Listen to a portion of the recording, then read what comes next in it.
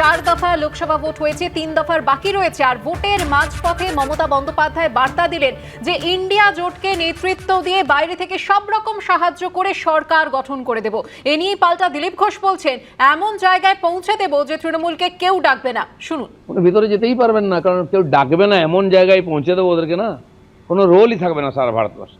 গতবারে তবু তো ছিল, এবারে টিএমসিকে কেউ ডাকবে না এমন সংখ্যা তারা পাবে। মুখ্যমন্ত্রী মমতা বন্দ্যোপাধ্যায় গতকাল তিনি কি বলেছেন বাইরে থেকে সমর্থন দিয়ে ইন্ডিয়া জোটকে সরকার গঠন করতে সব রকম সহায়তা করবেন। শুনুন।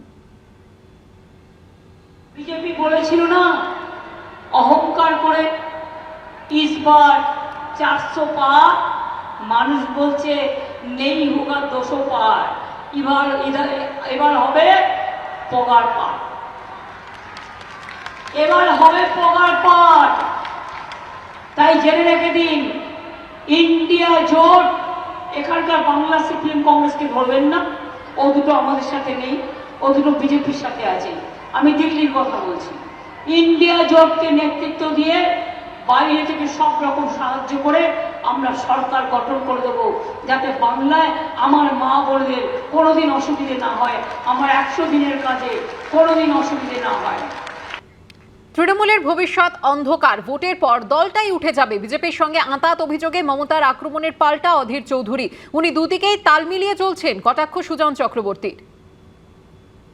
তৃণমূল এই বাংলায় মানুষের কাছে আজ তৃণমূলের সম্পর্কে মোহভঙ্গ পূর্ণ হয়ে গেছে। তাই মোহভঙ্গ হয়ে যাওয়ার পর তৃণমূল বুঝতে পারছে এই বাংলায় তৃণমূলের আগামী ভবিষ্যৎ ঝরঝরে মানে অন্ধকার। এবং আমি বললাম নির্বাচনের পর, ফলাফলের পর এই বাংলায় তৃণমূল দল ভেঙে হু হু করে কংগ্রেসে যোগদানের হিড়িক পারবে। মোদী জানে যে এনডিএর গভর্নমেন্ট এবার হবে না, না জানা কোনো কারণ নেই।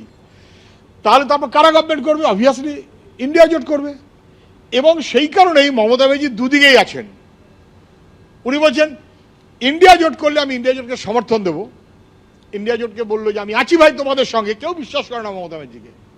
আর মোদিজিকে বলে দিল দেখো আমি সমর্থন করবো বলেছি, কিন্তু বাইরে থেকে করবো বলেছি, ভেতরের দিকেও বসেনি। ফলে চান্স যদি বিজেপির হয়, আমি কিন্তু বিজেপির সঙ্গেও আছি। মমতা ব্যানার্জি সবসময়তেই এইরকম মনোভাবে চলেন। ওকে দেশের রাজনৈতিক দল যারা জাতীয়, তারা কেউ বিশ্বাস করে না। এবার বিশ্ববরেণ্য পরিচালক সত্যজিৎ রায়ের প্রসঙ্গ তুলে তৃণমূলকে নিশানা করলেন অমিত শাহ। মমতা বন্দ্যোপাধ্যায়কে হীরক রানী বলে উল্লেখ করে আক্রমণ শানালেন তিনি। हमारे सत्यजीत रे बहुत बड़े कलाकार थे, फिल्म कलाकार थे। उन्होंने एक मूवी बनाया हीरक राजा देसे, बड़ा प्रसिद्ध मूवी था। मगर जब ममता जी का शासन आया तब सत्यजीत दा नहीं थे, वरना वो हीरक राजा देसे इसकी जगह हीरक रानी नाम का मूवी बनाते।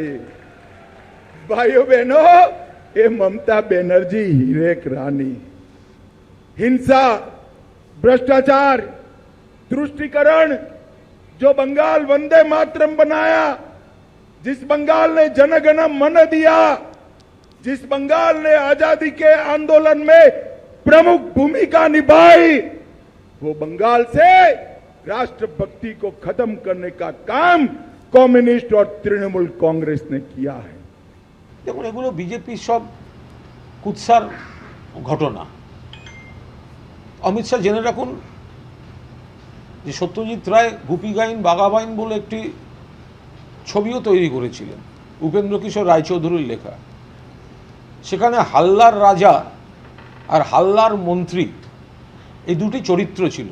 হাল্লার রাজা এখন নরেন্দ্র মোদী, আর হাল্লার মন্ত্রী হচ্ছেন অমিত শাহ। এবং আপনারা জহর রায়ের মেকআপটা দেখবেন হাল্লার মন্ত্রীর, অমিত শাহর সঙ্গে একদম মিলে যাবে।